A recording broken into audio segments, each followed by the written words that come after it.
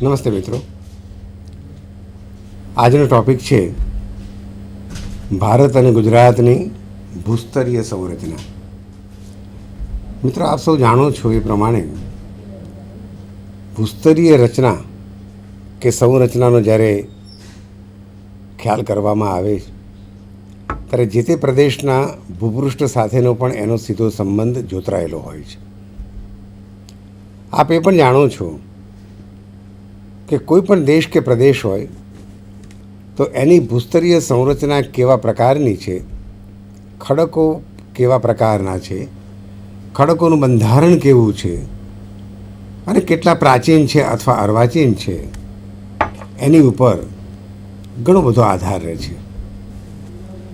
તમે પણ જાણતા હશો કે જ્યારે કોઈ પણ એવા રાષ્ટ્રમાં કે દેશમાં જ્યારે ભૂકંપની પણ પ્રક્રિયા થાય કે જ્વાળામુખીની પ્રસ્ફુટનની પ્રક્રિયા થાય, કોઈ પણ ગતિવિધિનો ખ્યાલ જ્યારે પણ લેવામાં આવતો હોય છે ત્યારે એના મૂળ બેઝમાં એ જ પ્રદેશ કે રાષ્ટ્રની ભૂસ્તરીય સંરચના હોય છે. આજે આપણે ભારતની અને ગુજરાતની ભૂસ્તરીય સંરચનાનો ખ્યાલ મેળવવાનો છે ત્યારે એક વાત બહુ ચોક્કસ છે. પૃથ્વીની ઘણી બધી લાંબી વય, 4.5 અબજ વર્ષ આશરે ભૂસ્તરશાસ્ત્રીઓનું માનવા પ્રમાણે. હવે પૃથ્વીની આટલી બધી લાંબી વયને આપણા અભ્યાસની સરળતા ખાતર એ જ ભૂસ્તરશાસ્ત્રીઓએ મુખ્ય 4 યુગોમાં વહેંચણી કરી છે અને દરેક યુગના પણ ચોક્કસ પ્રકારના ઉપવિભાગો પાડેલા છે અને તેના પણ અમુક ચોક્કસ સમયગાળા પણ નક્કી કરેલા છે, જેના નામો આપેલા છે.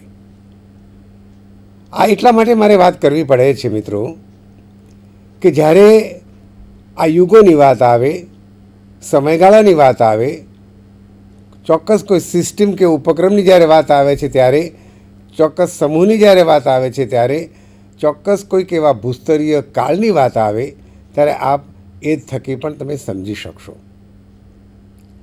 ઘણી બધી ઉથલપાથલ થઈ, દૂરના ભૂતકાળથી માંડી આજ દિન સુધી આજે પણ ચાલે છે. ખડકો બિલકુલ વ્યવસ્થિત રીતે જ ગોઠવાયેલા છે પેટાળમાં, એવું માનવાને કોઈ કારણ નથી. હા, આપણી પૃથ્વીની સપાટી નીચે જે કોઈ ધરબાયેલું છે પૃથ્વીના કેન્દ્ર સુધી જતા, એમાં ખડક સ્તરોનો સમાવેશ થાય છે ખરો, પણ દરેક જગ્યાએ ખડક સ્તરો જ હોય એવું પણ નથી. ભૂગર્ભમાં શું છે શું નહીં એની ડિટેલ્સ લેવાનો કોઈ અત્યારે આ પ્રસંગ નથી.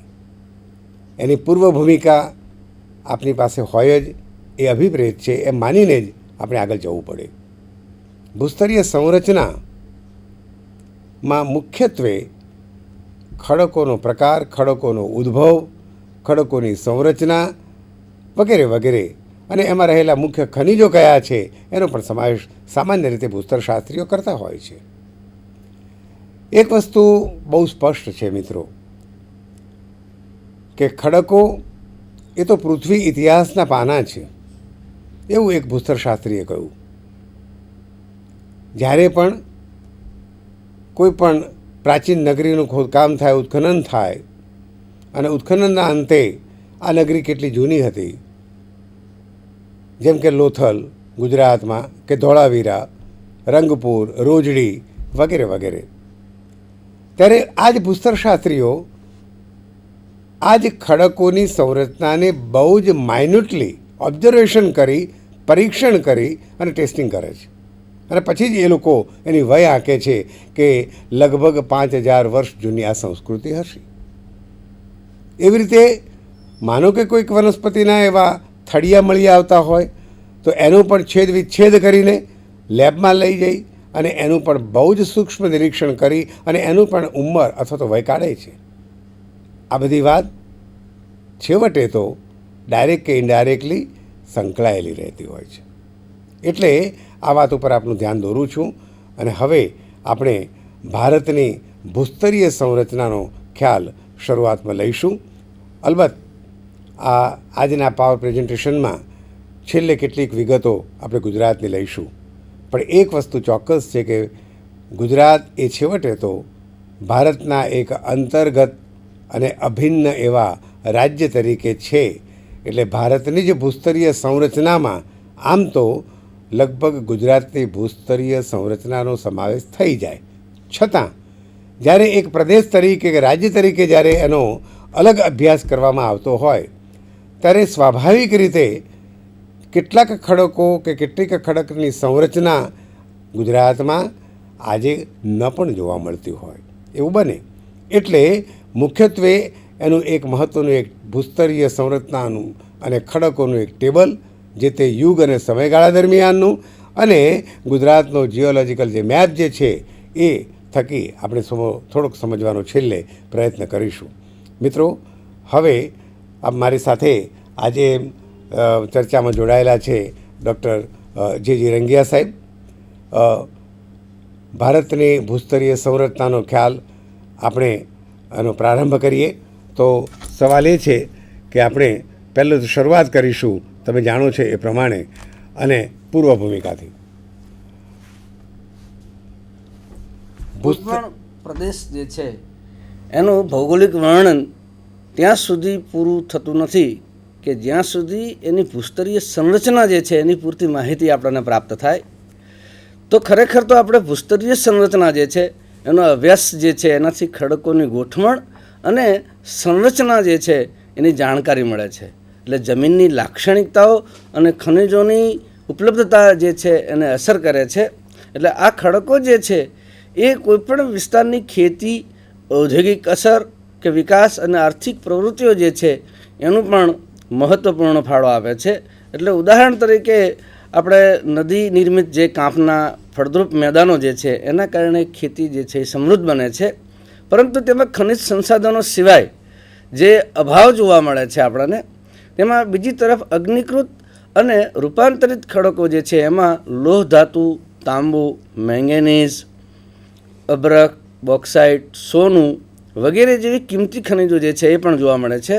તો આ રીતે ભૂસ્તરીય સંરચનાનો અભ્યાસથી પરિવહન અને સંચારના માધ્યમો જે છે એના સાધનોનો પણ વિકાસ, એની સિંચાઈ ક્ષમતાને વધારવા માટે ભૂગર્ભ જળની ગુણવત્તા અને પરિમાણની ગણતરી કરવા તથા ભૂકંપ, જ્વાળામુખી, ભૂસ્ખલન અને પૂર જેવી જે કંઈ આપત્તિઓ આવે છે એના સંદર્ભમાં આપણે પૂર્વાનુમાન કરવામાં મદદરૂપ બને છે. એટલા માટે આપણે ભૂસ્તરીય ઇતિહાસ જે છે એ જાણવો જોઈએ. હવે આપણે જ્યારે વાત કરીએ ભૂસ્તરીય ઇતિહાસની તો વિશ્વના ભૂસ્તરના જે વિક્રમ જે છે એમાં યુરોપમાં વિકસિત ભૂસ્તરીય માપનના આધાર પર વર્ગીકૃત કરવામાં આવે છે અને એના આધારે આપણે યુગ, નવયુગ, મધ્યજીવ યુગ, પરાયુગ અને પ્રાગજીવ ઇતિહાસ એવા 4 યુગો જે છે એમાં આપણે ચતુર્થ અથવા ક્વાટર્નરી એજ, તૃતીય અથવા ટર્શરી એજ, દ્વિતીય અથવા સેકન્ડરી એજ અને પ્રથમ અથવા પ્રાઇમરી એજ એવા અલગ અલગ 4 યુગમાં આપણે એને ઓળખીએ છીએ. હવે આ જ યુગો જે છે એને 16 પીરિયડ જે છે એમાં આપણે એને ઓળખીએ છીએ. તો એમાં હોલોસીન, પ્લેસ્ટોસીન, અભિનૂતન એટલે પેલિયોસીન, માયોસીન, ઓલિગોસીન, ઇયોસીન, પેલિયોસીન, ક્રિટેશિયસ, જ્યુરાસિક, આમ ટ્રાયસિક એવા અલગ અલગ પ્રકારના પર્મિયન અને કાર્બનિફરસ યુગ, ડિવોની, સિલુરિયર, ઓર્ડોવિશિયન, કેમ્બ્રિયન આવી રીતે 16 વિભાગની અંદર એને વિભાજિત કરવામાં આવે છે. કારણ કે ભારતમાં ભૂસ્તરીય વિક્રમ જે છે એ સંપૂર્ણ રીતે યુરોપ સાથે ભલે મળતો નથી, પણ આમ ભારતના ભૂસ્તરીય સર્વેક્ષણ જે છે જિયોલોજિકલ સર્વે ઓફ ઇન્ડિયા, તો એના સર ટી હોલેન્ડ જે છે એમને મુખ્યત્વે ગોઠવણના આધારે ભારતના ભૂસ્તરીય ઇતિહાસને 4 અલગ અલગ ભૂસ્તરીય કલ્પની અંદર એમને વહેંચવાનો પ્રયત્ન કર્યો. તો ભારતીય ભૂસ્તર જે છે એમાં આર્યન, દ્રવિડિયન, પુરાણ અને આર્કિયન એની અંદર એને વર્ગીકૃત કરવાનો પ્રયત્ન કર્યો છે. તો આમાં આપણે જાણીએ છીએ કે યુગ જે છે એને એના વર્ષો સાથે સ્ક્રીન ઉપર આપણે એને જોઈ શકીએ છીએ. તો આવી રીતે ભારતમાં આદ્ય યુગ જે યુરોપના જે જીવયુગ છે એઝોઇક અને આર્કિયન યુગ જે છે એ પ્રમાણે છે, જેને પુરાણ અથવા પ્રાગજીવ યુગથી અપાર્કિયન યુગ જે છે એના વિશેની ગોઠવણીથી આપણે છૂટા પાડવાનો પ્રયત્ન કર્યો છે. તો દ્રવિડિયન યુગનો જે વિસ્તાર જે છે એમાં પ્રી કેમ્બિયનથી મધ્ય કાર્બનિક કાળ સુધી એ ફેલાયેલો છે, એટલે એની અવધિ જે છે એ પશ્ચિમના પુરાજીવ પેલિયોઝોઇક કલ્પથી ઓછી જોવા મળે છે. તો આમ આર્યયુગનો વિસ્તાર ઉપરના કાર્બનિક જે આધુનિક નૂતન કાળ જે છે ત્યાં સુધી જોવા મળે છે, અને એમાં પશ્ચિમના માપકના જે સમગ્ર મધ્યજીવ નવજીવ કલ્પો અને પુરાતન કલ્પો જે છે એના કેટલાક ભાગોનો સમાવેશ થાય છે. આમ તો રંગિયા સાહેબ આર્કિયન શબ્દનો અર્થ જ ઘણો પ્રાચીન એવું પણ કહેવામાં આવે છે, કે જે અહીંયા સ્ક્રીન ઉપર મિત્રોએ જોયું એટલે ઘણું પ્રાચીન છે. શરૂઆતમાં પૃથ્વીના ઉદ્ભવ સમયે જે કોઈ જબરજસ્ત એવી મુવમેન્ટ થઈ હશે અને એના જોરે જે બહાર જે એક ચોક્કસ પ્રકારની મુવમેન્ટ થઈ, એમર્જન્ટ પ્રોસેસ જેને કહે છે, અને એ સંદર્ભે ખડકોનો ઉદ્ભવ એ વખતે થયો હશે. એમાં જ આર્કિયનનો સમાવેશ થાય છે. પ્રી કેમ્બિયન જે ખડકો જે છે એના આધારો, ખાસ કરીને જે આદ્ય ખડકો આપણે કહીએ છીએ, એને આર્કિયન સમૂહ અને ધારવાડ એવા બે સમૂહની અંદર પાઠક સાહેબ વહેંચવામાં આવેલું. હવે આર્કિયન સમૂહ જે છે આમ તો ખરેખર ભૂસ્તરીય ઇતિહાસની અંદર એ સૌથી પ્રાચીન ખડકો એટલે કે આર્કિયન સમૂહ છે. મૂળ આર્કિયન શબ્દ જે છે એ ગ્રીક વર્ડ છે, અને એનો અર્થ જ એશિયન્ટ અથવા પ્રાચીન છે. એટલે વિશ્વમાં તે દ્વીપકલ્પીય ભારત, સાઇબિરિયન, કેનેડા, દક્ષિણ આફ્રિકા અને બ્રાઝિલની અંદર આ ટાઈપના રોક્સ જે છે એ જોવા મળે છે. એટલા માટે આપણે એને બેઝમેન્ટ, ફંડામેન્ટલ અથવા આર્કિયન કોમ્પ્લેક્સ તરીકે ઓળખીએ છીએ. હવે આર્કિયન ખડકો જે છે એનું નિર્માણ જો પાઠક સાહેબ જોઈએ તો એકથી વધુ પદ્ધતિઓ દ્વારા થયેલું છે. એમાં ખાસ કરીને તમે જુઓ તો દ્રવિત પદાર્થના ઠંડા પડવાથી અથવા નક્કર થવાથી નિર્મિત જે પ્રથમ પ્રકારનું પ્રપોસ્ટ જે છે એનું નિર્માણ થયેલું. ખાસ કરીને આપ જાણો છો કે જ્વાળામુખી પ્રસ્ફોટનની જે પ્રક્રિયા થાય ત્યારે જ્વાળામુખી બહાર નીકળે ત્યારે એ લિક્વિડ ફોર્મની અંદર પ્રવાહી સ્વરૂપમાં હોય છે, દ્રવિત પદાર્થની અંદર હોય છે. ધીરે ધીરે એ ઠંડા પડે છે અને એ એનું આખું ખડક સ્વરૂપ જે છે એ ધારણ કરે છે. ત્યાર પછી આદિ મહાસાગરોમાં જે સંગ્રહાયેલો જે નિક્ષેપણ પદાર્થ જે છે એનું પણ તાપમાન અને પ્રાદેશિક રૂપાંતરણ થાય છે, અને એના કારણે પણ આવી રીતે ખડક સ્વરૂપો જે છે આર્કિયન યુગના સમૂહનું નિર્માણ થાય છે. ત્યાર પછી મેઘમાં જે છે એનો આંતરિક ફેરફારથી ઉદ્વહન થાય અને એના કારણે નિસ અને શિષ્ટ જેવા ખડકો જે છે એનું પણ નિર્માણ થાય છે. એમાં ખાસ કરીને જીવાશ્મનો સંપૂર્ણ અભાવ હોય છે અને જીવાશ્મ રહિત બસ. તો એવી રીતે ગરમી અને દબાણના વધુ ફેરફારથી મૂળ ખડકો જે છે એ મૂળ રૂપ એનું નાશ પામે છે, અને આ પ્રકારના ખાસ કરીને બુંદેલખંડનો જે વિસ્તાર જે છે ત્યાં નાઇસનો સૌથી પુરાણો ભાગ જે છે એ જોવા મળે છે. મહાસાગરના પેટાળમાં આવા ખડકો જે છે એનું કરોડરજ્જુ સમાન ગણવામાં આવે છે. તો આવી રીતે આ આર્કિયન સમૂહ જે છે પાઠક સાહેબ એની વાત આપણે પૂરી કરીએ. ત્યાર પછી બીજો જે ક્રમ જે છે એ ધારવાડ ક્રમ છે. તો ધારવાડ ક્રમ જે છે એ ખાસ કરીને કર્ણાટકના જે જિલ્લો ધારવાડ જે છે એમાં આધારિત એનું નામ પાડવામાં આવ્યું છે. એની શોધ પહેલાં ધારવાડમાં થઈ હતી આવા પ્રકારના ખડકોની. એટલે એનું નિર્માણ જે છે એ આદ્ય આર્કિયન નાઇસ અને શિષ્ટ પ્રકારના ખડકોમાં પ્રાપ્ત થયેલ છે. તો આવી રીતે પ્રાચીન સ્તરવાળા ખડકો છે એની અંદર જીવાવશેષોનો અભાવ પણ જોવા મળે છે, અને અરવલ્લી અને છોટા નાગપુરનો જે ઉત્તરપ્રદેશ જે છે એનું નિર્માણ આ ક્રમના ખડકોમાંથી થયું છે. પશ્ચિમ રંગિયા સાહેબ એવું છે કે ઉત્તર પશ્ચિમ જે ક્ષેત્ર છે જે તે અને ઇવન દ્વીપકલ્પીય સિવાયનું જે ક્ષેત્ર છે એ પણ બિલકુલ ધારવાડ પ્રકારનું જ કહેવાય છે. તમે કહ્યું વાત સાચી છે કે જીવાશ્મ રહિત પણ હોય, એટલે આમ તો વધુ પડતું હવે રૂપાંતરણની પ્રક્રિયા થઈ છે. મેટામોર્ફિઝમ પ્રોસેસનું પ્રમાણ ખૂબ વધી ગયું.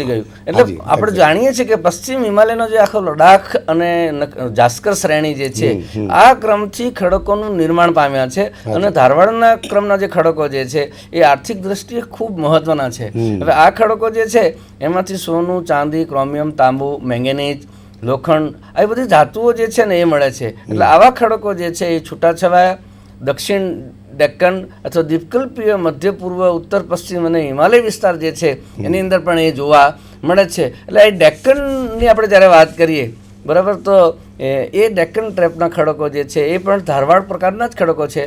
પાઠક સાહેબ આપણે ગુજરાતની અંદર જે કચ્છનો જે વિસ્તાર જે છે એની અંદર પણ આવા જે ધારવાડ પ્રકારના ખડકો, ડેક્કન ટ્રેપના જે ખડકો જે છે એ પણ જોવા મળે છે. પર્ટિક્યુલરલી આ જ્યારે વાત નીકળી છે રંગિયા સાહેબ, ત્યારે એક વસ્તુ બહુ સ્પષ્ટ છે, તમારી વાત તદ્દન સાચી છે. સૌરાષ્ટ્રમાં પણ ખરેખર તો આનો જ આ પ્રકાર છે, આ જ પ્રકાર. અને પછી તો શું થયું, એની ઉપર લાવવાની પ્રસ્ફુટનની પ્રક્રિયા જ્યારે ક્રિટેશિયસ કાળમાં થઈ ત્યારે સૌરાષ્ટ્રનો પ્લેટો જે છે અથવા ઉચ્ચ પ્રદેશ જે છે એ ધીમે ધીમે એની ઉપર લાવાયિક ખડકો ધીમે ધીમે ઠંડા પડવાને કારણે બંધાઈ ગયા અને એટલા માટે આજે બેસાલ્ટિક ફોર્મ જે છે એ મેક્ઝિમમ જોવા મળે છે આજે એ જ સૌરાષ્ટ્રમાં. ઓકે, એટલે પુરાણ સમૂહના જે ખડકો જે છે Yes, ભરત સાહેબ, yes, yes. એની અંદર કુડપ્પા અને વિંધ્ય ખડકો એ બે પ્રકારના ખડકો જે છે Yes, yes. એની આખી સિસ્ટમ જે છે આ કુડપ્પા system. સિસ્ટમ તરીકે આપણે એને Exactly ઓળખીએ છીએ. હવે કુડપ્પા ખડકો જે છે એ ધારવાડ ક્રમના ખડકોના ખવાણ અને નિક્ષેપણના કારણે Yes. જે નવા ખડકોનું રૂપાંતરણ થયું બરાબર. એને આપણે કુડપ્પા ક્રમના ખડકો જે છે એનું નિર્માણ થયું આપણે ગણીએ છીએ. હવે આ ખડકો જે છે એ પણ સ્તરવાળા ખડકો છે અને અહીંયા જીવાવશેષોનો અભાવ પણ જોવા મળે છે. અહીંયા રેતાળ પથ્થર આરસપાણ માટેના પ્રખ્યાત અને એમાંથી હીરા પણ મળે છે. દાખલા તરીકે ગોલકુંડાનો જે વિસ્તાર જે છે ત્યાંથી આવા હીરાની ખાણો મળી આવી છે.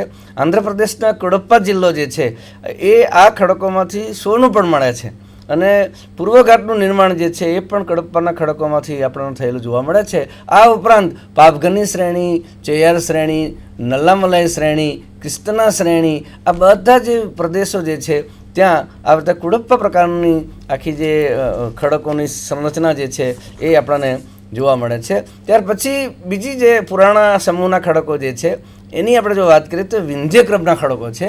હવે વિંધ્યક્રમના જે ખડકો જે છે એ નદીઓના નિર્માણ થકી જે નદીનો ખીણ પ્રદેશ જે છે એમાં અને સમુદ્રના જે છીછરા ભાગ જે છે એની સપાટીના નિક્ષેપણના કારણે આ ખડકોની રચના જે છે એ થઈ છે. હવે આ ખડકો જે છે એમાં સ્તર રચના આપણને સ્પષ્ટ જોવા મળે છે. આની અંદર સૂક્ષ્મ જીવોના અશ્મિઓ જે છે આ પ્રકારના ખડકમાં જોવા મળ્યા છે અને આ પ્રકારના જે ખડકો જે છે એની સંરચના